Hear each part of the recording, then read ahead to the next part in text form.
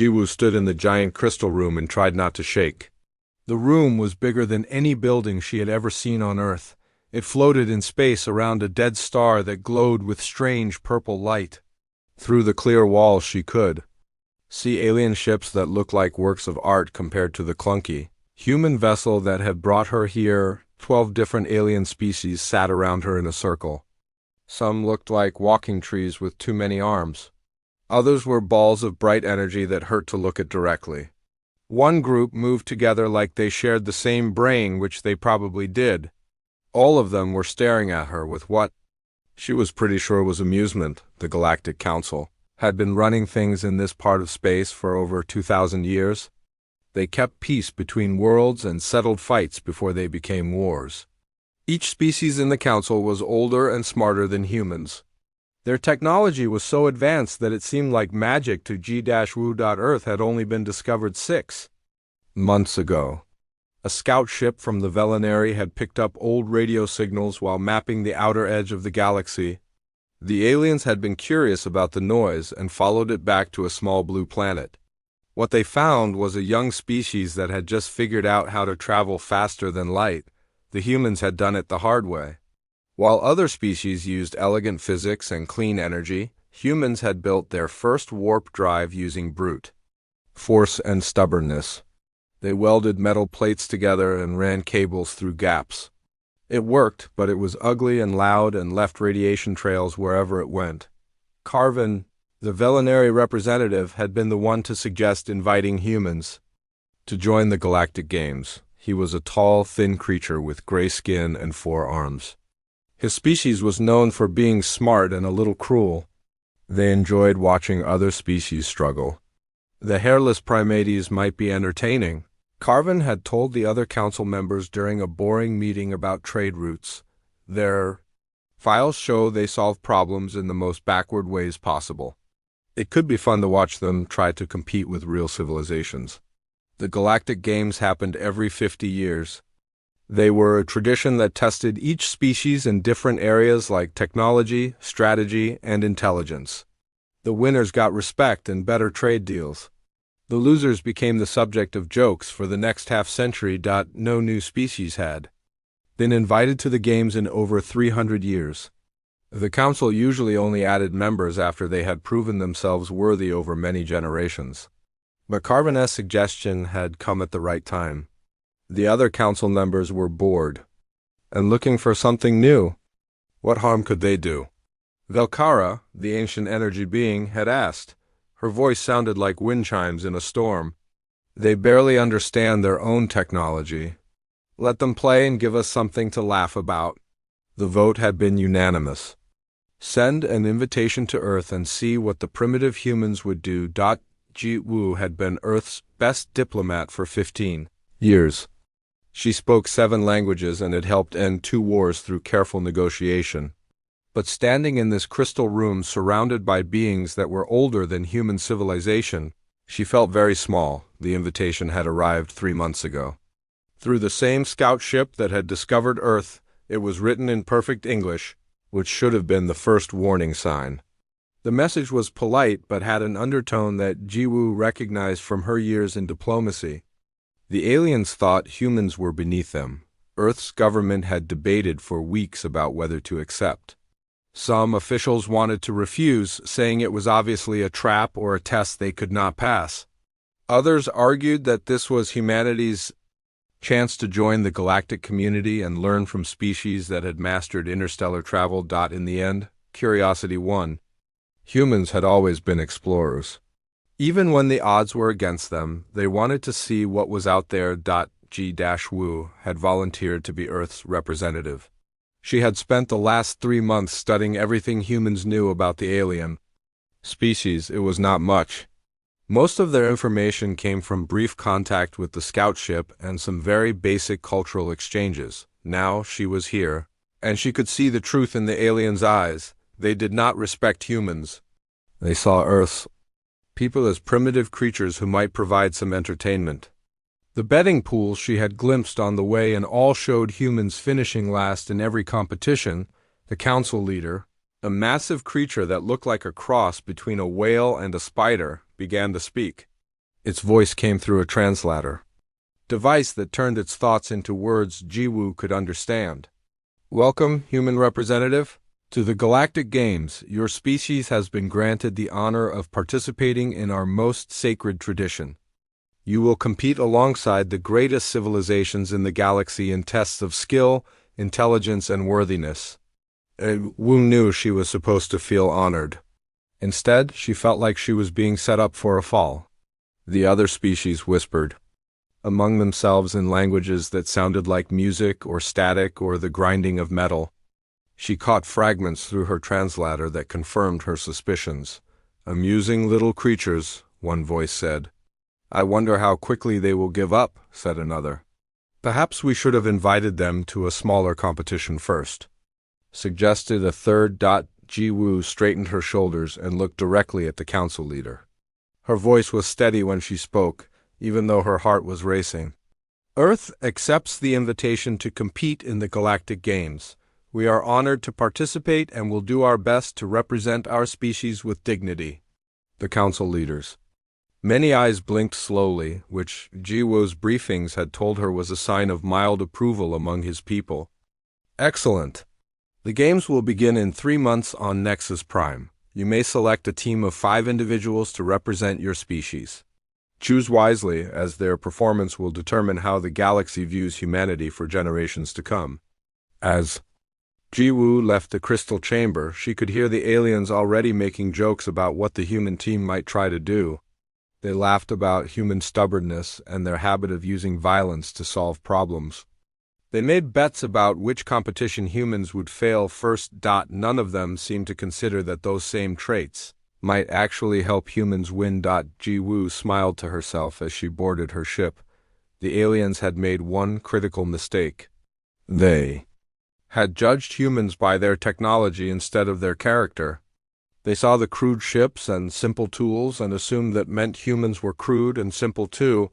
They were about to learn that humans had survived and thrived on Earth not because they were the strongest or smartest species on the planet, but because they refused to give up when things got difficult. The games would be interesting indeed. The human ship Inchin's Pride looked terrible next to the other vessels orbiting Nexus Prime. While the alien ships were smooth and gleaming, the human vessel was a collection of metal plates welded together with visible seams, pipes, and cables, ran along the outside of the hull because the humans had run out of room inside. The fusion engines left bright trails of radiation that made the other species move their ships away from the human vessel. Du-Hyen watched the other teams through the ship's small viewport and tried not to worry. As Earth's representative and team leader, he had studied every file on the Galactic Games for the past 3 months. What he had learned was not encouraging. The competitions were designed for species that had thousands of years of advanced technology and cultural development. The human team was small but determined. Min Seo was an engineer who could fix anything with spare parts and determination. Taejin was a physicist who understood math better than computers did. Yoonji was a doctor who had saved lives in war zones with nothing but basic medical supplies. Seung-ho was a pilot who could fly anything with wings, engines, or both. They had trained together for 3 months, but Du-Hyen knew they were still completely unprepared for what was coming. The other species had been competing in these games for centuries. They had special techniques and advanced knowledge that humans could not match. The first competition was called the Trial of Innovation. Each team was taken to a different failing colony world and given 48 hours to solve a critical problem. The colonies were real places with real people, not simulations. Success meant saving lives. Failure meant watching civilizations. Du-Hyen's team was sent to a mining colony on a dead planet. The colony's life support systems were failing and toxic gas was leaking into the living areas. The colonists had maybe 6 hours before the air became impossible to breathe. The competition provided each team with a workshop full of advanced alien technology. Most teams immediately began using the sophisticated equipment to build complex solutions. The Velinari used dimensional folding to create new air filtration systems. The Thyros applied pure energy manipulation to neutralize The toxic gases. The Morden built nano-machines that could repair the life support systems from the inside. Min-SEO looked at the alien technology for about 5 minutes, then walked away from it completely. This stuff is too complicated, she told Du Hyan. I don't understand how it works and we don't have time to learn, but I know how to fix broken machines. Instead of using the provided equipment, Min-SEO went to the colony's waste management center. She found broken pipes, damaged filters, and worn-out pumps that the colonists had thrown away, while the other teams worked with technology worth more than Earth's entire space program. Min-SEO started welding scrap metal, together with tools she borrowed from the colony's repair shop. Tae-jin ignored the competition's quantum computers and started doing calculations on paper with a pencil. When Du Hyan asked him why, Tae-jin pointed to the electromagnetic interference that was disrupting the advanced computers.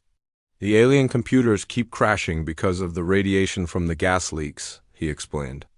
But pencil and paper work anywhere. Eunji set up a medical station in the colony's main hall using supplies from the human ship's emergency kit. She treated colonists who were already showing signs of gas poisoning while monitoring their vital signs with equipment that looked primitive compared to alien medical technology. SEO took their shuttle and started flying supply runs between the colony and their ship. The shuttle was damaged from the harsh atmospheric conditions and several systems were failing, but Seung-ho kept it flying through skill and stubbornness. The judges who were monitoring the competition watched the human team with growing confusion. According to their instruments, the humans were not using any of the provided technology. Instead, they were building their solution from garbage and scrap metal, while other teams constructed elegant, sophisticated systems. Min-SEO built what looked like a collection of pipes and fans held together with metal tape, but her crude system worked. The toxic gases were filtered out, and fresh air flowed into the colony's living areas. Tae-jin's hand-calculated atmospheric equations allowed the team to predict where the next gas leaks would occur. They sealed the weak spots before the leaks could start, buying the colony more time. Eunji's simple medical care kept the colonists healthy enough to help with the repairs. Her basic treatments worked better than expected because she understood how the human-like colonist bodies worked. When the 48 hours ended, the judges checked each team's results. The sophisticated alien solutions had saved most of their assigned colonies, but several had failed when unexpected problems arose that the advanced technology could not handle. The human solution was ugly and simple, but it had saved more colonists than any other team. Their colony was not just surviving but actually improving. Min-SEO's repairs had made the life support systems work better than they had in years. The second competition was called the Maze of Minds. Each team had to navigate through a psychic puzzle that tested mental flexibility and problem-solving skills. The maze changed based on how the participants thought, becoming more difficult for teams that used predictable approaches. Most alien species had natural advantages in mental competitions. The Thyros were pure energy beings with incredible psychic abilities. The Zelkar shared a hive mind that let them think faster than any individual. The Velinari had evolved sophisticated mental disciplines over thousands of years. Du Hyan looked at the entrance to the maze and realized that humans had no psychic abilities at all. They would have to compete against species that could read minds and share thoughts while humans were limited to talking to each other. But Du Hyan had spent 15 years in military strategy, including urban warfare training. He looked at the maze and started thinking about it like a battlefield instead of a puzzle. Min-SEO, take the left path and make as much noise as possible, he ordered. Tae-jin, go right and move quietly. Eunji, stay in the center and watch for traps. Seung-ho, circle back and follow my path exactly. The maze's AI was designed to respond to unified team thinking, not to teams that split up and used misdirection. While other species tried to solve the puzzle through mental discipline and psychic communication, the humans treated it like a military operation. Du Hyan created false trails by having team members walk partway down wrong paths before doubling. Back, he used hand signals instead of spoken communication to avoid detection. When the maze tried to trap them with illusions, the humans ignored what they saw and trusted their training instead. The maze became increasingly frustrated as it tried to predict human behavior. Other species thought in patterns that the AI could understand and counter. But human military tactics were based on chaos and unpredictability. When Duhain's team reached the center of the maze in record time, the judges had to check their instruments twice to make sure the readings were correct. For the first time in game's history, the species that had been invited as entertainment was leading the competition. The alien species watching the game stopped, laughing. Something was very wrong with their assumptions about human capabilities. In the viewing areas, betting pools that had heavily favored the humans to finish last were suddenly paying attention. The primitive species from the outer rim was not losing badly. They were winning. Carvin watched the results with growing unease. His joke was turning into something he had not expected. The humans were not failing in amusing ways. They were succeeding in ways that made no sense. How are they doing this? Velkara asked during an emergency council meeting. Their technology is centuries behind ours. Their minds are not evolved for these competitions. Duhain and his team did not know about the worried discussions happening among the alien leadership. They were too busy preparing for the next competition, confident that their unconventional approaches were working better than anyone had expected. They had no idea that their success was starting to frighten some very powerful species. News of the human victory spread through the galaxy faster than light-speed communication. What had started as entertainment was becoming the most watched event in galactic history. Alien species that had never heard of Earth were suddenly placing bets on the strange creatures from the outer rim. In the council chambers above Nexus Prime, emergency meetings were held behind closed doors. The 12 species that ruled the galaxy were facing something they had never encountered before. A challenge to their natural order. Velkara's energy form flickered with colors that indicated deep concern. As the oldest member of the council, she had seen civilizations rise and fall across 3,000 years. But she had never seen anything like the humans. Their methods make no sense, she told the assembled council members. They ignore our most advanced technology and solve problems with primitive tools. Yet somehow they achieve better results than species with centuries of experience. Carvin shifted uncomfortably in his floating chair. His joke was becoming a nightmare. The betting pools that had once laughed at human chances were now taking them seriously. Some were even predicting that humans might win the entire games. Perhaps. We underestimated them, suggested Kalvara, speaking for the Zelkar hive mind. Their unpredictability seems to be an advantage rather than a weakness. Impossible, snapped Morden Prime, the artificial intelligence that represented the machine. Species, chaos cannot defeat order. Random behavior cannot overcome systematic planning. Their success must be temporary. But the third competition proved Morden Prime wrong in the most dramatic way possible. The economic warfare challenge was the most complex competition in the games. Teams had to manage simulated trade networks, resource distribution, and market manipulation across dozens of star systems. Success required understanding economics, psychology, and mathematics at levels that took most species centuries to master. The alien teams approached the challenge with sophisticated computer models and predictive algorithms. The Morden used quantum processors that could calculate millions of possible outcomes in seconds. The Velinari applied economic theories that had been refined over thousands of years.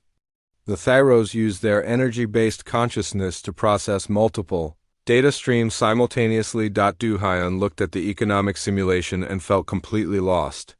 The display showed trade routes, resource flows, and market data that would take a human months to understand. His team had studied basic galactic economics, but they were facing systems more complex than anything on Earth. We can't compete with their computers, Taijin admitted after studying the interface for an hour. Their processing power is beyond anything we can match. Then we don't try to match it, Duhayan replied. We do something else. Instead of trying to understand the entire economic system, the human team focused on small parts that they could. GRASP, MinSEO identified inefficiencies in transport routes that the alien algorithms had overlooked. UNGI studied the psychological profiles of the simulated traders and found emotional patterns that could be predicted. Te-Jin discovered something that the advanced alien computers had missed completely. Hidden in the massive amounts of economic data were tiny patterns that repeated in cycles. The patterns were too small for the sophisticated analysis programs to notice, but they were visible to someone doing calculations by hand. It's like a heartbeat, Te-Jin explained to his team. The entire economy has a rhythm that the big computers ignore because they're looking at too much data at once. Seung-ho started making seemingly random trades based on Te-Jin's pattern analysis. To the alien observers, the human strategy looked completely chaotic. They were buying high and selling low, making deals that any computer would reject as obviously unprofitable, but the small patterns Te-Jin had found created cascading effects throughout the simulated economy. A tiny trade in one system would trigger reactions in other systems that eventually led to major profit opportunities. The humans were not playing the economic game the way it was supposed to be played. They were changing the rules by exploiting flaws in the system that no one else had noticed. MinSEO made her own contribution by deliberately creating inefficient trade routes that somehow maximized profits through unexpected secondary effects. Her routes made no sense according to standard economic theory, but they worked because they took advantage of psychological factors that the alien algorithms did not account for. When the economic warfare challenge ended, the judges had to run their calculations 3 times before they believed the results. The human team had not just won the competition. They had achieved profit margins that the simulations were not designed to handle. The Morden representative requested a formal investigation, claiming that the humans must have cheated somehow. But when the judges examined the human strategy, they found no violations of the rules. Everything the humans had done was legal according to the competition guidelines. The investigation only made the situation more disturbing for the alien species. The humans had not cheated. They had simply approached the problem in ways that no one else had considered possible. The 4th competition was stellar engineering, where teams had to stabilize a dying star system. The provided star was going through irregular fusion reactions that threatened to destroy the inhabited planets in the system. This was supposed to be the competition where human inexperience would finally show. Stellar engineering required understanding of physics and technology that took civilizations thousands of years to develop. The humans had been in space for less than 50 years. The alien teams deployed their standard solutions. The Thyros used pure energy manipulation to regulate the star's fusion reactions. The Zelkar constructed a network of stabilizing satellites around the star. The Morden built a massive computational array to predict and control the star's behavior. All of their solutions were elegant, sophisticated, and based on proven scientific principles that had worked for centuries. The human team studied the dying star for hours before Te-Jin proposed something that made the alien observers think. The humans had finally lost their minds. "We need to make it worse before we can make it better," Te-Jin explained to his team. The star is dying because its fusion reactions are too stable in some areas and too unstable in others. If we destabilize the stable areas in a controlled way, we can reset the entire fusion process. The plan was so dangerous that it violated every principle of stellar engineering that the galaxy had established. Instead of stabilizing the star, the humans wanted to deliberately trigger a controlled explosion in its outer layers. Seung-ho took the Inchin's pride directly into the star's corona, flying closer to the fusion reactions than any ship was designed to go. The radiation levels were so high that most of the ship's systems began failing within minutes. Working from Te-Jin's hand-calculated coordinates, Seung-ho placed fusion charges at precise points around the star's surface. The charges were crude human explosives that looked primitive compared to alien technology, but they were placed with mathematical precision that only Te-Jin's unconventional physics could have determined. The other teams withdrew their ships to safe distances, certain they were about to witness the most spectacular failure in game's history. Some of the alien spectators covered their optical sensors, unable to watch what they expected to be the destruction of the human team. When the charges detonated simultaneously, the star's outer layer exploded in a controlled burst that should have destroyed the entire system. Instead, the explosion triggered exactly what Taejin had predicted.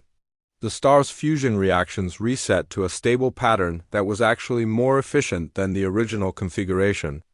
The stellar output became steady and predictable for the first time in the star's recent history. The inhabited planets in the system not only survived but began receiving more consistent energy than they had in decades. For the Zelkar hive mind, the human success triggered something they had never experienced before: individual confusion within their shared consciousness. Some members of the hive began thinking thoughts that did not match the collective understanding. The humans were no longer just leading the competition. They were dominating it through methods that challenged everything the galaxy thought it knew about science and engineering. In the viewing areas, the laughter had completely stopped. The alien species that had come to watch humans fail were now watching in shocked silence as the primitive creatures from Earth rewrote the rules of possibility. Du Hyan and his team celebrated their success, unaware that their victories were causing panic in the highest levels of galactic government. They thought they were just doing their best to represent humanity. They had no idea they were accidentally conquering the galaxy. The emergency council session was held in complete secrecy, hidden from the public broadcasts that were covering the galactic games. For the first time in over a millennium, the 12 ruling species were genuinely afraid of what might happen next. Carvin floated in his chair, his forearms trembling with anxiety. The Velinari prided themselves on their intelligence and strategic thinking, but they had completely miscalculated human potential. What he had intended as a harmless joke was becoming a threat to the established order of the galaxy. "The humans are going to win," he announced to the council, his voice carrying none of its usual arrogance. "All our projections show they will dominate the final competition as completely as they have dominated the previous ones." Velkara's energy form pulsed with agitation. As the oldest being in the galaxy, she had seen species rise to power before, but never like this. Previous civilizations had climbed the hierarchy gradually over centuries, proving themselves worthy through established methods. The humans were shattering the system in a matter of days. "This cannot be allowed," she declared, her voice resonating through the crystal chamber. "The natural order exists for good reasons. Species that advance too quickly become dangerous to themselves and others." The Morden representative, a collection of floating geometric shapes that served as the machine species avatar, processed data streams from across the galaxy. Public opinion was shifting rapidly in favor of the humans. Younger members of various species were questioning why their own civilizations had never tried the human approaches to problem solving. "Social stability indices are declining across 17 systems," Morden Prime reported. "The human success is causing ideological disruption in populations that have accepted our leadership for centuries. If they win the games, the psychological impact could destabilize our entire governmental structure." Calvara spoke for the Zelkar hive mind, but her words carried an unusual uncertainty that revealed cracks in their collective consciousness. "Some of our younger minds are beginning to think individually, inspired by human unpredictability. This threatens our species' fundamental unity." The council chamber fell silent as the implications settled in. The humans were not just winning a competition. They were accidentally inspiring a galactic revolution simply by demonstrating that there were other ways to solve problems. It was Carvin who spoke the thought that everyone was avoiding. "We have to stop them." The words hung in the air like a confession of guilt. The Galactic Council had spent 2 millennia positioning themselves as guardians of peace and justice. Now they were contemplating sabotaging a competition because they were afraid of losing their authority. "The final challenge is the test of unity," Velkara reminded them. "It is supposed to be a diplomatic simulation testing leadership and cooperation skills. We could modify the parameters to ensure human failure." That would be cheating, protested Zarthan, the representative of the peaceful Kefmoran species. His people had always valued fair play and honest competition, would it? Countered Morden Prime. The rules state that we can adjust the simulation to test different aspects of leadership. We would simply be creating more challenging scenarios. The debate continued for hours, but the outcome was inevitable. Fear overrode principles. The species that had ruled the galaxy through claims of moral superiority decided to rig the competition against the humans. The modifications to the test of unity were subtle but devastating. Instead of facing standard diplomatic scenarios, the human team would encounter multiple crises simultaneously, each one designed to exploit perceived human weaknesses. The AI running the simulation would generate problems faster than any single team could solve them. As the final competition began, Duhain and his team entered what they believed was a diplomatic simulation. The scenario appeared straightforward. They would serve as mediators in a galactic crisis, using negotiation and leadership skills to restore peace between warring factions, but within minutes, the simulation exploded into chaos that no diplomatic textbook had prepared them for. Colony. Rebellions erupted in 17 systems simultaneously. Trade wars broke out between species that had been peaceful allies for centuries. Border conflicts that had been settled generations ago suddenly reignited with new violence. Natural disasters struck inhabited worlds, requiring immediate humanitarian response. The other teams, aware of the sabotage, quickly withdrew from the competition. They claimed technical difficulties or strategic retreats, but in reality, they were unwilling to participate in what had become a deliberate attempt to destroy human credibility. Duhayan found himself commanding the only team still active in a simulation that was spiraling completely out of control. The scenarios were coming so fast that there was no time to develop proper diplomatic solutions. For every crisis they resolved, 2 new ones appeared. Minesio worked frantically to establish communication networks between isolated crisis zones, but the simulation kept introducing new communication failures. Teijin calculated resource distribution patterns for humanitarian aid, but the AI kept changing the parameters faster than he could adapt. Unji established medical relief networks in simulated disaster zones, but new catastrophes kept overwhelming her efforts. Suho flew impossible missions to deliver aid where it was needed most, but the simulation made sure that every success was followed by greater challenges. The human team was being pushed beyond their limits by an AI that had been programmed to ensure their failure. Their ship was damaged from the constant crisis responses. Their supplies were depleted from trying to help populations that the simulation kept putting in danger. Exhaustion was setting in as they worked without rest to address emergencies that multiplied faster than they could be solved. In the viewing areas, alien spectators watched in uncomfortable silence. What had begun as entertainment was becoming something that felt wrong. Even species that had no love for humans could see that the competition had been turned into a cruel test that no team could possibly pass. Back on Earth, Jiwoo monitored the competition from the diplomatic center in Seoul. She had spent months studying the protocols for each game's event, and what she was seeing did not match the historical records. The test of unity was supposed to be a straightforward diplomatic simulation with clearly defined parameters. But the challenges facing Duhain's team were beyond anything that previous competitions had included. The scenarios were too complex, too numerous, and too perfectly designed to exploit human limitations.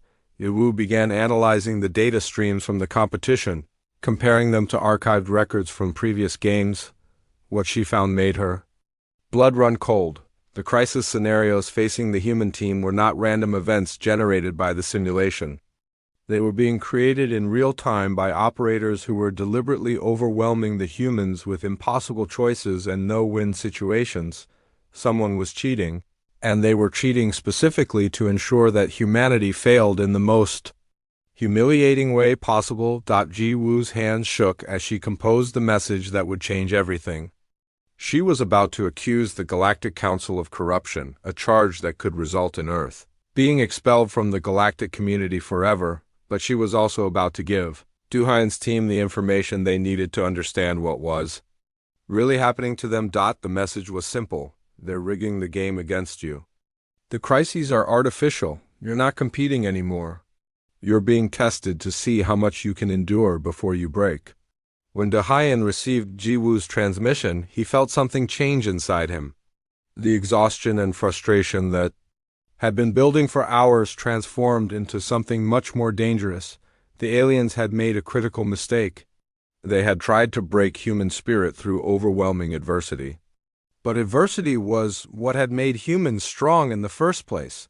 If the Galactic Council wanted to see what humans did when faced with impossible odds and deliberate sabotage, Duhain was happy to show them. The competition was about to become something entirely different from what anyone had planned. Duhain read Jiwoo's message 3 times before its full meaning sank in. The impossible challenges, the overwhelming crises, the perfect timing of every disaster, none of it was part of the actual competition. The Galactic Council was deliberately trying to break his team through sabotage and deception. For a moment he felt a fury so pure it was almost overwhelming. Then his military training took over, and the anger transformed into something much more focused and dangerous. Team meeting, Duhain announced over the comm system. Now, Minaseo, Taejin, Eunji, and Seungho gathered in the damaged cargo bay of the Incheon's Pride. Their faces showed the exhaustion and frustration of hours spent fighting an unwinnable battle. But when Duhain explained what Jiwoo had discovered, their expressions changed completely. "They're cheating," Yunji said quietly. "They invited us as a joke, and when we started winning, they decided to cheat rather than accept the results." "The question is," Taejin said, "what do we do about it?" Duhain looked at his team and made a decision that would change the course of galactic history.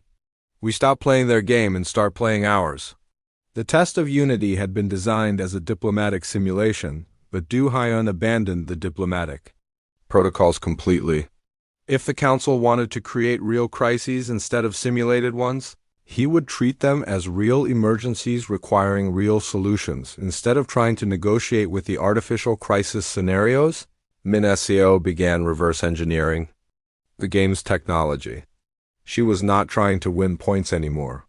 She was trying to save actual lives in what the simulation was presenting as real emergencies, working with tools improvised from the ship's repair supplies.